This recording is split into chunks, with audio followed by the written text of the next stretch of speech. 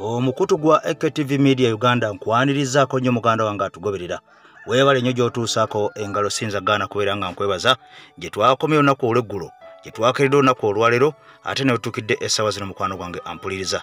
Ekifo ekyo nno ky'olaba kiri mu ggwanga lya Israel. Ampuliriza, eggwanga erya Iran lirabika nga lifunze ekyonga. Bingi bye tugenda okubeera nga tulabako olunaku olwaleero, naye ng'ebisinga bikwasa ennaku era nga bingi bikabya amaziga mukwano gwange ampuliriza. Ensi eno mukando wange ampuliriza yonna neetolovu nga bw'okimanyi ekikwata ku kyondo kya Buwarabu oba oyagala oba toyagala naawe Uganda kino okubeera nga kikutwalira mu kakati no mukwano gwange ampuliriza wetuukiddeyo essaawa zino ng'obunkenke bwongedde okubeera nga bweyongera mu bitundu ebyagalufu mukwano gwange ampuliriza ng'emmundu efuuse emmundu. Abantu bangi batandise okubeera nga bafiira ddala era nga n'abalala bangi banyiga biwundu mu mbeera eno eyabaluse. Wejjukira nti eggwanga erya Isirayiri lyatandiikiriza mpola mpola okulumba eggwanga erya Iraani, bano nga beekwasa nti Iraani talina kubeera na byakulwanyisa bya mutawaana nnyo kubeera ng'asinga eggwanga lino erya Isirayiri. Kakati nno wenjogerera bino essaawa zino ng'eggwanga erya Isirayiri ligudde ku kibambulira ekibadde kitabangawo bukyansi ebeerawo. Jjukira nti Isirayiri buli muntu yenna abadde agitya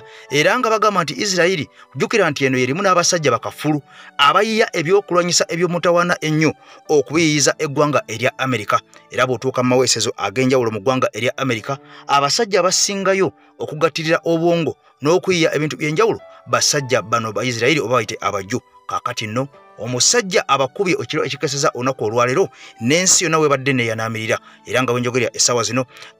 Prime Minister w'eggwanga lino erya Israel amanyiddwa nga Benjamin Netanyahu yamaze dda okubeera ng'akubira Amerika mukwano gwange omulanga n'abagamba mbeegayiridde mujje munyambe omusajja agenda kumalawo ensi yange. Kyannaku nnyo nti ate Israel eno yatandika okulumba eggwanga erya Islamic Republic of Iran, naye kaakati mu kulumba balowooza nti Iran eno eyogeza ebigambo nga bolaba Saddam bwe yali. Wabula kyannaku nnyo nti eggwanga erya Iran lyayanukudde n'obukambo obutabangawo era Israel nga wenjogerera wenkugambye essaawa zino basabye Amerika ejje badduukirire ku kibambulya kye batuuseko olunaku olwaleero. Wabula ng'eggwanga erya Iran omusajja abakulira agambye nti we muddamu okubeera nga mukasuka ekikompola kyonna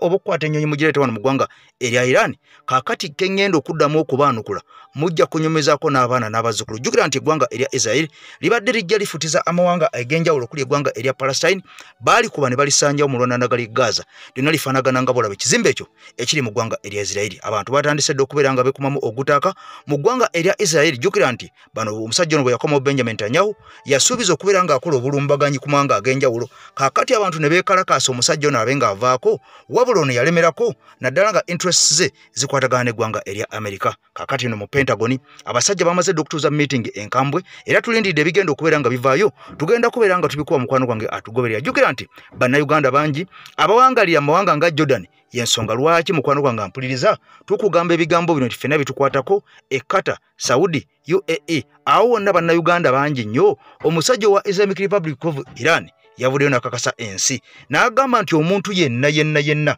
anaagezako okuyamba Israel nga tugikutta akabadiya, kaakati nno kagenda kubeera nga kamujjootuka. Jjukira nti eggwanga erya Amerika, Bungereza, Bufalansa bano baasuubiza dda bajja kubeera mabega wa ggwanga lya Isirayiri era nga wenjogerera essaawa zino ebyokulwanyisa bingi nnyo ebivudde mu ggwanga erya Ukraine wali eri mukwano gwange ampuliriza mu kibuga Kiev, byonna ng'ate babijjeeyo bye babadde bawa omusajja Zelensky okubeera nga yeetagguluza ku ggwanga erya Russia eri mu kutta akabadiya mu bulago. Kati batandise okubeera nga babijjayo babitwale mu ggwanga erya Isirayiri basobole okubeera nga bayambako omunywanyi kuba embeera efuuse egayiga. Jjukira nti Isirayiri y'emu ku nsi ezibadde zirowoozebwa okuba ne defensive system ez'amaanyi ennyo nti ne bw'okasuka ekikompola ekifaanana kitya tekisobola kubeera nga kibatuukako. Wabula kyannaku nnyo olunaku olukeseza olwaleero Iran etulaze nti abasajja balina biwero byennyini ebiwedde emirimu kubanga abasajja bakubye ebitundu eby'enjawulo n'obukambwe obuyitirivu ennyo. Abasajja abaju ne batuuka n'okubeera nga bakaaba amaziga ne bafukamira ku maviivi gaabwe ne batandika okubeera nga basaba Mukama Katonda. Jjukira nti eggwanga erya Iran lyalumbye Port City of Haifa mukwano gwange ampuliriza, eno bakubye ne boogoloza. Tel Aviv bakubye, Haifa oil refineries bazikubye bazimazeewo, electricity facilities zikubiddwa, military facilities zikubiddwa, ebibuga nga Ethreili babirumbye, Afula balumbyeyo, Galilaya n'ebibuga ebirala bingi nnyo. Fighter jet fuel production nyingi ezikubiddwa waliri mu Port City ampuliriza kaakati nno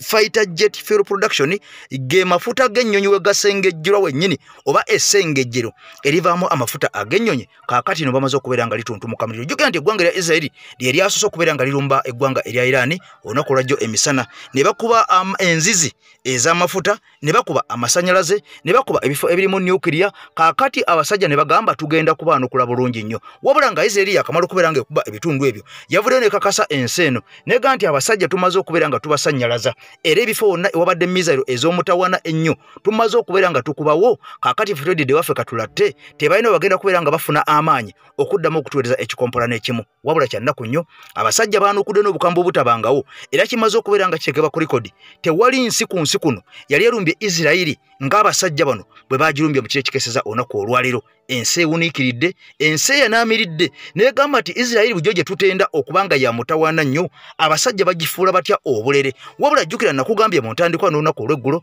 nti abasajja bano ne bamala babaleka babiri nga Amerika tayingiddeemu Bungereza tayingiddeemu Bufalansa Germany ne babaleka babiri amazima ga Katonda mugulu saawa zino nga bwe nkugambye saawa zino eggwanga erya Israeli terina werinza kusobolera ggwanga lya Iran yadde n'akamu n'akatono kubanga olunaku olwaleero abasajja bakubye ekisaawe ky'ennyonyi nga vidiyo bwe njikulaze mu ntandikwa basigadde banyenya mutwe ate nga Iran tesitulanga ku nnyonyi yadde n'emu kuva waayo kujja kulumba Israeli esinzira waayo waka ne banyiga bunyizima pesa ne babonereza abasajja ab'eggwanga erya Israeli. Jjukira nti Israeli eno yo ekozesa nnyonyi nnwanyi era nga nakubulidde nti ennyonyi nnyingi eziweze mwenda kakati ezaakakubibwa naye nga muno mubaddemu ennyonyi zikaliba enkambwe ennyo Amerika ziyagaana n'okutunda nga yezikozesa era nga yewako Israeli ennyonyi ntono nnyo ennyonyi bbiri zaakubiddwa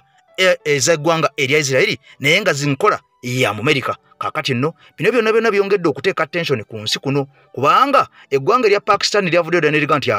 tugenda kuwagira eggwanga erya Iran kama mbaya ni mbaya. Jjukira nti omusajja ono Netanyahu yavaayo gye buvuddeko n'agamba tulina okukuba eggwanga erya Iran bwe tulimala tukube ne Pakistan ono basobole okubeera nga abantu abo bonna bawangule amannyo nga banafu bali awo nga bwolaba amawanga nga Qatar, amawanga nga Saudi Arabia, amawanga nga UAE, amawanga nga Jordani kati ago go bagatuwalirawo gakaddeyideyi magagga bugagga naye tegasobola kukontrola abasajja babogola teganza kuddamu yadde okukolola. Kakati no Iran egambye waakiri okufa ffenna tuggweewo naye Israeli tegenda kubeera nga etumanyira. Jjukira nti Israeli eno erimu abantu batono nnyo miliyoni ziringa 10 kyokka nga eggwanga erya Iran lirimu abantu bakwata mu miliyoni 8. Kakati no meeting zatudde enkambwe nnyo nga abasajja ba Israeli batandise okusaba obuyambi mu nnaku 2 zokka era Pentagon yamaze dde okubeera nga etuula wabula nga Prime Minister gwanga erya Israeli amayiro nga Benjamin Netanyahu olunaku olwaleero asoose kuyita abajenerali bonna n'abagamba bannange musooke mujje tutuulemu mu meeting. Jjukira nti bano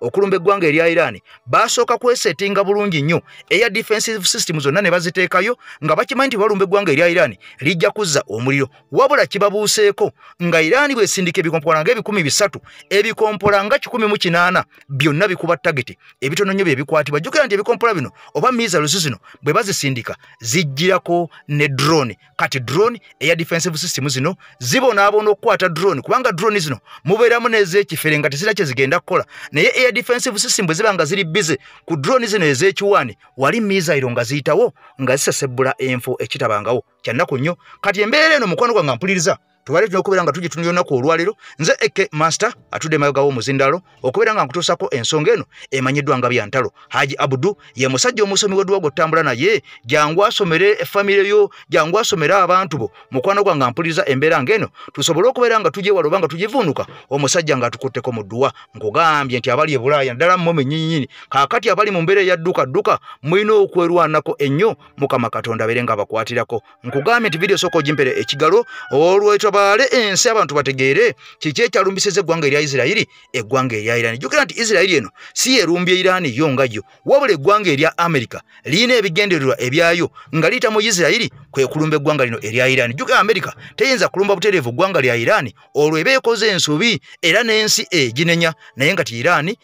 erumbiddwa eggwanga erya Israeli nga amabega waayo wali eggwanga erya Amerika. Tulindidde tulabe Amerika enayanukula etya naye omusajja yagambye Ayatollah w'eggwanga erya Islamic Republic of Iran omuntu yenna agezaako okuyamba tugenda kumwanukula n'obukambo bw'ekitalo ennyo nga tutandikira ku base zalina ne bw'aba base ziri mu nsi ba Saudi Arabia oba Qatar oba UAE tugenda kuba tukube n'ensi ezo ezewadde obudamu okuddamu okubeera nga basinzira okubeera nga batukuba kati ebigambo binene nnyo mukwano gwange sooka oliye mukwano gwaffe ono era ku nsonga y'emu sooka olabe ebibuga laba ebizimbe ebyo biri mu ggwanga lya Israel tekibangawo muntu yenna kubeera nga lumba ensi eno okugikuba okujogoloza bw'ati.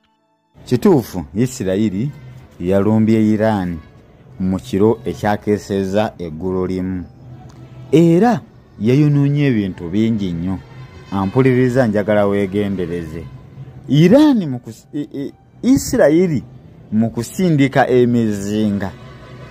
omukulembeze waayo Benjamin Netanyahu yamaze kwogera n'ategeeza nti agenda kukuba nuclear facilities mu ggwanga lya Iran naye yagenza okukyogera engemizinga gyamaze dde okusimbula gyolekedde ensi ya Iran. Ampuliriza njagala otegeera obuwanvu obuli masekati g'ensi Iran n'ensi eyitibwa Isirayiri. Isirayiri omutambuze owa bulijjo ng'akozesa ennyonyi kyomwetagisa essaawa 12 okuva mu kibuga Tel Aviv okutuuka mu kibuga Tehran kye kibuga ekikulu ekya Iran. Njagala weegendereze. Isirayiri yakubye enkambi za nuclear kuba mukaba basinze okukolebwa erinnya ye muduumizi w'amagye ga Iran agayitibwa Iranian Special Guard. Kakati bw'obeera mu Iran n'oyogera ku kiyitibwa Iranian Special Guard oyogera ku musajja omukambwe. Ayatollah Ali Khomeini gwe yawa obuvunaanyizibwa mu kwekalakasa okwaliwo omuwala Sharif Amin eyeetaba mu kwekalakasa wattibwa mu poliisi abeekalakasi ne beetaba mu kwekalakasa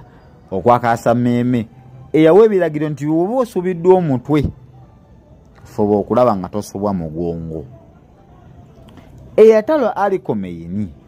ekiro ekikesezza olunaku olwaleero n'emisana ga leero Iran yasiibye esindika emizinga ng'egisindikira ekibuga Tehran. Ekibuuzo ekyo ekikulu era bangi be babuuza ddala kituufu Iron Dome David's Link esobola okukakanya emizinga gya ensi Iran gyesindise ku kibuga Tel Aviv? Esobola okukwatako egimu. Omukulembeze wa America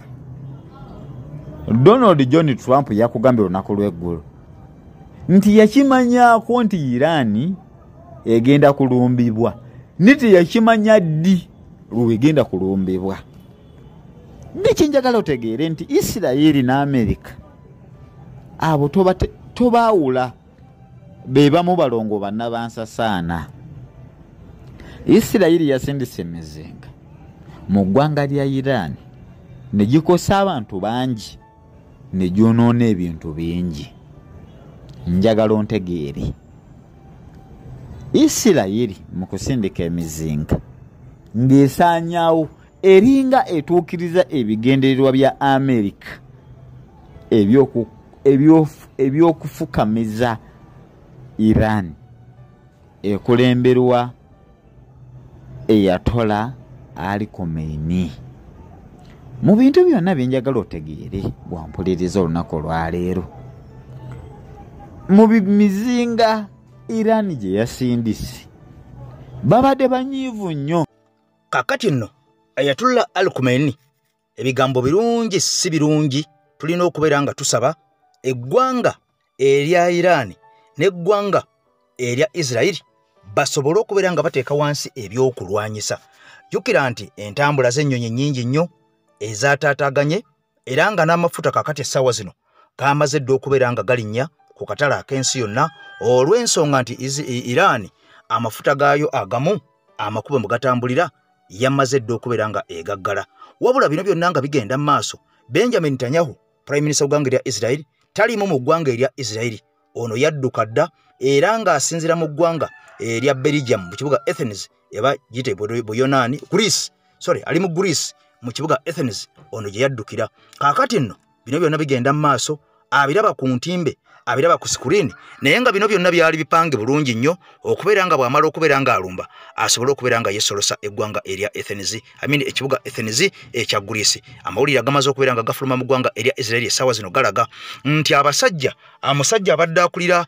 bambega ab'eggwanga erya Israel ono yamaze dde okubeera nga alekulira, kubanga ono akakasizza ensi n'agamba kino tekibangawo era babadde tebakisuubira. Kaakati nga amawulire ag'omunda galaga nti mu Bayisirayiri muno mwennyini mulimu ate abatawagira Benjamin Netanyahu nga Prime Minister w'eggwanga lino erya Isirayiri okusinziira ku ebyo byakola ebigenda mu maaso, era nga kigambibwa nti mulimu bambega abawedde emirimu ababegera eggwanga erya Islamic Republic of Iran ebyama, kubanga basajja bagamba nti tekisoboka era kikafuuwe eggwanga erya Iran okubeera nga mukwano gwange basobola okumanya enfo zonna enkusike ez'eggwanga erya Isirayiri. Jjukira nti Isirayiri eno ebadde emanyi nti yo nsi ya njawulo nnyo, era nga bano jjukira n'olulimi lwabwe abaju bano tebagezaako kulusharinga na muntu mulala yenna, era naawe agenzeyo mu nsi eyo, bannayuganda bangi abagenzeyo okukolerayo munanjulira engeri abasajja bano gye baagala ennyo ensi yaabwe n'okubeera nga baagala nnyo okwekumira ebyama byabwe naddala nga bakozesa olulimi lwabwe. Nze naliko mu ggwanga lino naye saamalayo bbanga ddene naye bye nalaba byali bingi nnyo, oba oli awo byennyinza okubeera nga sobola nakubeera nga nkubuulira. Abasajja bano banjawulo nnyo, buli kintu baagala bakyesigalize nga kyabwe bwabwe peke ku bwoya. Kaakati nno amawulire gamaliza dde okubeera nga galaga nti mulimu bambega abali munda mu Bayisirayiri mwennyini mu basipaayi baabwe Abayisirayiri, ate mulimu ne basipaayi ababegera eggwanga erya Iran. Kakati noono Sababede akulira bano bambega bonna agambye nze ndekulidde siyinza kukkiriza kuswaluka kuno kwennyini kwe tulabirako ddala n'omuto ayonka abeere nga asobola okubeera nga atema akakule ku nsonga eno egenda maaso mu ggwanga lyaffe. Tetwasuubira nti abasajja bano basobola okubeera n'amaanyi bwe gatyo n'embavu bwe zityo okubeera nga batwanukula ate n'obukambwe obw'ekitalo nnyo n'okusinga ekyo kye twali tusuubira. Jjukira nti Iran nga bwe nagambye nti y'emu ku nsi ezitalina yadde bbomu n'emu eya nuclear, wadde nga badde balina ebintu bingi bye bakola ebikwatagana ku nuclear ng'amasannyalaze n'ebyokulwanyisa ebirala ebingi bye balina, naye nga tebalina bbomu za nuclear. Kyokka ng'eggwanga erya Isirayiri balina nuclear mpitirivu nnyo zikwatira ddala nga mu 9. Kaakati nno obweraliikirivu bweyongedde, abasajja tebanyiiga ne bakwata ku mmanduso eya nuclear ne bagenda ne bagikuba mu ggwanga erya Islamic Republic of Iran, kubanga amawanga gonna aga Bulaaya balaga nti bawagira eggwanga lino erya Isirayiri. Kyokka ng'ate Isirayiri yatandise olutalo luno lwennyini. Wabula njagala okimanye nti okuva mu myaka eyo egy'enkaaga obufuzi bw'eggwanga erya Islamic Republic of Iran tebukyukangako, butambulira mu layini eyo, onaata omulala n'akwata, onaata omulala n'akwata. Kaakati nno bano abasajja b'Amerika balaba nti Iran ekulira ku supidi ya kizungirizi nnyo. Njagala nkubuulire mukwano gwange atugoberera nti ebintu bino bizibu nnyo. World War eyasooka, World War owokubiri ne basupapawa abaasooka okubeera nga baggyibwako, bino bye byaliwo nti buli nsi yakolanga ebyayo nga tewali nsi egitaataaganya. Eyasinga nga okukola ebyokulwanyisa eby'amaanyi ennyo ye yafuukanga superpower ku mulala. Kaakati nno superpower bwe yajja nebeera eggwanga erya Amerika bagamba tebayinza kukkiriza nsi ndala yonna kubeera ng'efuna nuclear, kubanga bw'ofuna nuclear tewali muntu asobola kubeera nga akwenganga. Kyova olaba ng'eggwanga erya Russia lyalemerera eggwanga erya Amerika okubeera nga babafukamiza, babeetoolozza amagye, batadde bases empitirivu ennyo. Amawanga mangi awo Finland n'amawanga amalala gonna awo agali awo geegasse ku mukago guno ogwa NATO, naye tebalina kye bayinza kukola ggwanga lya Russia, kubanga bakimanyi ono y'ensi esinga okuba ne nuclear bomb okwetoolola ensi eno. Russia erina nuclear bomb ezisinga n'eza Amerika obungi, nga kino kitegeeza nti bw'omunyiiza oba n'omukubako nuclear bomb emu bw'aba talina bakubeera nga afa, ampuliriza musobola okubeera nga nammwe musaanawo. kwegamba abasajja bano baatuuka ne bakimanyira nti Russia yetugiveeko eyo yo super power namba 2 kyannaku nnyo nti abasajja bano badde bajja bakola ebyokulwanyisa ebyenjawulo naddala abasajja bano Abangereza Abamerika naye ng'ebyokulwanyisa bingi tebabikozesa mu ntalo zino eza bulijjo nga bagamba nti bikostinga ssente empitirivu nnyo nti era byamaanyi nnyo era ebimu ku ebyo ezennyonyi zino endeege ebbiri ze bawadde munywanyi w'eggwanga erya Isirayiri naye omusajja Omuyiraani agambye kambalagireko bwereere nti ezennyonyi ze mutenda ne muzitenda ebitendo ne muzitenda okubeeza katawaana ezakabi mbuzisirikira mu bbanga simanyi zikola ki tetwagala kumanya temunyumya abasajja baziwanudde ne baziteeka ku ttaka kakati nembeera yabunkenke nnyo mukwano gwange atugoberera wabula bino byonna nga bigenda mu maaso sooka olye obubaka buno obwa musajja waffe amanyiddwa nga Haji Abudu akwennyonnyolera ensonga zino engeri gyazikwasa ate nkoma otufundikira eggwanga lino erya Islamic Republic of Iran n'eggwanga lino erya Isirayiri. Assalamu alaikum wa rahmatullahi wa barakatuh. Amanya n'eddoboozi Haji Abudu omusomi w'edduwa nkola ku nsonga ez'enjawulo emirimu nga gikutataganyeko ebyenfuna byo nga bidobonkanye ne oba oli bweru wa ggwanga emirimu gyakucankalanako jangu kusomere ku dduwa okuva edda nedda edduwa zaabaawo edduwa zisomibwa omuntu n'oterezebwa mu mbeera yonna ebadde ekwesibyeko akanyaga nina ekyoto kyensobola okukumira wadde oli bweru wa ggwanga nga toli kumpi wano n'ofuna omukisa ogwo nawe n'osomerwako ku dduwa nga nkuteddeko n'akabaani Allah ajja kukusaasira ajja kukwanukula kuba ku namba yange y'essimu 075 2 44 7 ne ku WhatsApp kwendi mpereza obubaka sobolo okuyamba. Assalamu alaikum wa rahmatullahi wa barakatuh. Kale nno okusinzira ku bigenda mu maaso Netanyahu ono nga ye prime minister ow'eggwanga erya Isirayiri avuddeyo n'akuba amaviivi n'asaba eggwanga erya Amerika bayingire butereevu mu lutalo luno kubanga bo bagamba nti amaanyi gabayinze omusajja kye baasuubira si kyali. Jjukira nti ono baasooka ne bamulumba era n'abasuubiza nti agenda kubaanukula era yabaanukula n'amaanyi amasaamusaamu naye n'abagamba bwe muddamu ne munnumba ngenda kubakuba ewaluma era ngenda kubakola ensi kyetalabangako oba mulowooza sikisobola. Kaakati nno okweraliikirira kweyongedde Isirayiri olunaku olwaleero egenda kubeera nga eyanukula etya bw'enaddamu bannaffe n'eyanukula eggwanga erya Islamic Republic of Iran okusinziira ku maanyi ge baakozesezza nga balumba mu kiro ekikeesezza olwaleero bagenda kuddamu baanukule batya. Kaakati nno wano obunkenke we bweyongeredde ddala ne tensioni ne yeeyongerera ddala nkugambye nti Isirayiri eno yasitula ennyonyi zaayo emirundi 2 n'egenda entandika okwokya ebifo eby'enjawulo mu ggwanga lino erya Iran ebifo eby'enkizo ebifo eby'amagye ebifo eby'amasannyalaze ebifo ebirimu nuclear n'ebirala bingi nnyo enzizi z'amafuta. Kaakati nno nga bakozesa nnyonyi naye ng'ennyonyi zino ziri fuelingibwa ennyonyi ennene lugogoma ez'eggwanga erya Amerika ng'ennyonyi zino zisinzira ku beesi emu eri mu ggwanga erya Qatar endala eri beesi eggwanga erya Syria. Kaakati nno wano abasajja bwe bagambidde buli yenna ayamba ng'omanyi nti ettaka lyo livaako obuyambi obukosa eggwanga erya Islamic Republic of Iran naawe oli mukatu. Kati Pakistan we yaviriddeyo n'egamba nti tetuyinza kubeera nga tulekerera omunywanyi ono amanyiddwa nga Iran tugenda kubeera nga tumusapootinga naffe kubanga n'Amerika erayidde okusapootinga bali kati lwaki naffe tetumusapootinga. Bino nno byongedde okuteekawo tensioni n'obunkenke mu kyondo kino ekya Buwarabu ng'amawanga mangi gandifundikira Salumanya Nalumanya nga bayingidde mu lutalo luno awatali kusaaga yadde okubeera nga mukwano gwange waliwo okulya paani. Wabula bino byonna nga bigenda mu maaso eggwanga erya Ukraine lyongedde okubeera nga bakuba enduulu batemye omulanga ne basita n'ebigere ng'abaana abato kubanga Amerika yabadde emaze okubeera nga ebasuubiza nti ebyokulwanyisa bye twabawa eya defensive system zibadde zikwata mizalu za Russia eya defensive system tugenda kubeera nga tuzibajjako kaakati tuzolekeze mu ggwanga erya Isirayiri yabukedde olunaku olwaleero nga eya defensive system mpitirivu ezirabiddwako nga zikulumululwa okuva mu ggwanga erya Ukraine nga zitwalibwa mu ggwanga erya Isirayiri. Kaakati nno n'ebyuma bingi ebirabiddwako nga biva mu ggwanga erya Bungereza nga nabyo bitwalibwa mu ggwanga ate erya Isirayiri kubanga nagamba nti Isirayiri ebadde teyina maanyi nga teyina byuma byesobola kubeera nga ekozesa okuva ewaayo direct okuba mu ggwanga erya Islamic Republic of Iran. Kati Bungereza egambye tugenda kubeera nga tukuyamba tukuwe ebyokulwanyisa ebikubira ewala kubanga bw'onaagambanga nti okusitula nnyonyi ogenda oyo kye odde togenda kumalako n'abasajja bano kubanga baabasajja batula butuuzi ne banyiga amapeesa ne bakusesebbula. Jjukira nti olunaku olwaleero nkunyonyole nti waliwo ekisaawe ky'ennyonyi ewagite military base abasajja bano aba Israeli kwe babadde basinzira okujja endege zaabwe ne zigenda ne zirumba mu ggwanga erya Islamic Republic of Iran ne babakuba ne babogoloza kakati abasajja aba Iran bagambye nti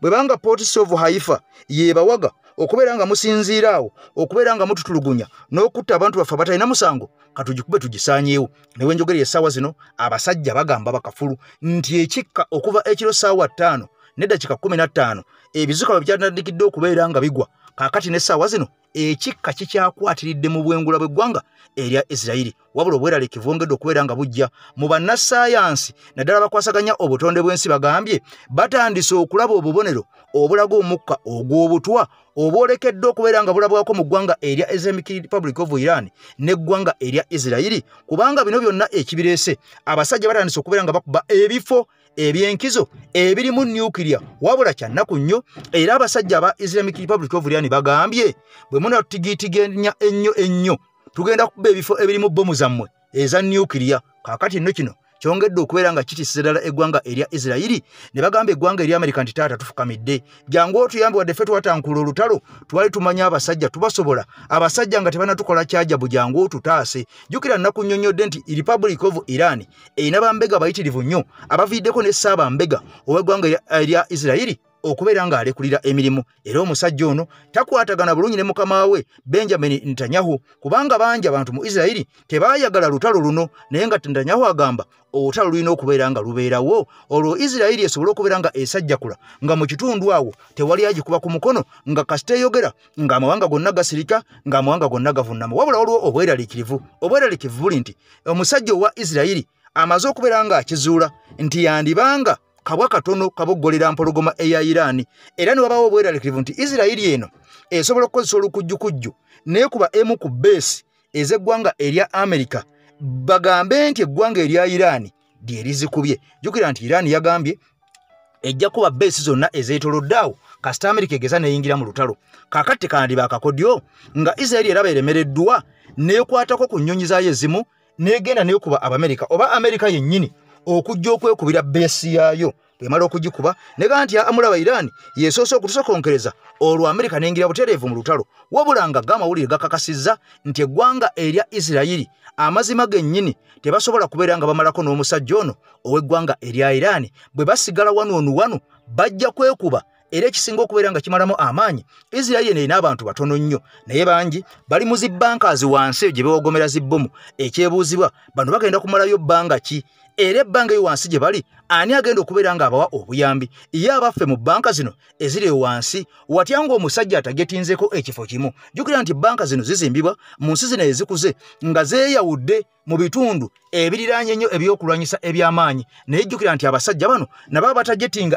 abakuba ebifo bamanya nti wano waliwo bbanka tulina okukuba ku bantu bano bassa abantu baffe bameka nti bakatte abantu baffe 1,000 baabwe bali mu bbanka ya sayidi ki kaakati abasajja basobola okukoza cruise mizairo nejje kuba ekifo ekyo kakati olwo ne tulaba nga tewakyaliwo okusaasira kubanga amawanga mangi naddala kati ng'eggwanga erya Islamic Republic of Iran terina bakufuna nnyo bantu bali supportinga okujjako eggwanga erya Pakistan lyavuddeyo mu lwatu n'eggwanga erya North Korea lyaga nti bwe mba mwagala money power nze wendi nja kubeera nga mbawa money power kyokka nga n'amawulire amalala galaga munda mulimu